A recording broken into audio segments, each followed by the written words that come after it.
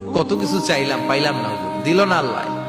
বলে না আপনার সব দোয়া কবুল, তবে কবুল হওয়ার তিনটা সিস্টেম আছে। কয়টা?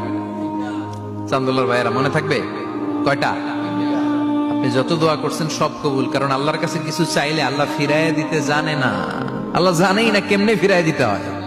সুবহানাল্লাহ কোন চাওয়া মাত্রই আল্লাহ বলে অ্যাকসেপ্টেড, যা কবুল, দিব দিব না এটা বলতে জানে না, চাওয়া মাত্রই বলে দিব। তিন সিস্টেম। নাম্বার ওয়ান, আপনি আল্লাহর কাছে দোয়া করলেন, চাইলেন, আল্লাহ বলে দিব, বলেই তিনি দিয়ে দেন আর আপনি খুশি হয়ে যান, পেয়ে গেলেন।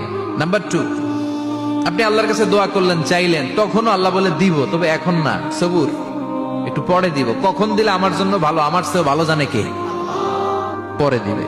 নাম্বার থ্রি, চাইলেন, দোয়া করলেন, আল্লাহ তখনও বলে দেব, তবে এখনো না, পরেও না, কিয়ামতের দিন যেদিন বিপদে পড়বে ওই দিন দেব। যেদিন তোর বাবা তোরে চিনবে না, তোর মা তোরে চিনবে না, বন্ধু বন্ধুরে চিনবে না, পীর সাহেব মুরিদরে চিনবে না, মুরিদ পীর সাহেবরে চিনবে না, ইমাম সাহেব মুসল্লিরে চিনবে না, মুসল্লি ইমাম সাহেবরে চিনবে না, কেউ কাউরে চিনবে না। ওই কঠিন দিনে তোরে আমি বাঁচাইয়া দেব। তাই দোয়া যা করছেন ছোটবেলা থেকে আজকে পর্যন্ত, লস হয়েছে না লাভ? লস না লাভ? এজন্য বেশি বেশি দোয়া করার দরকার আছে না নাই?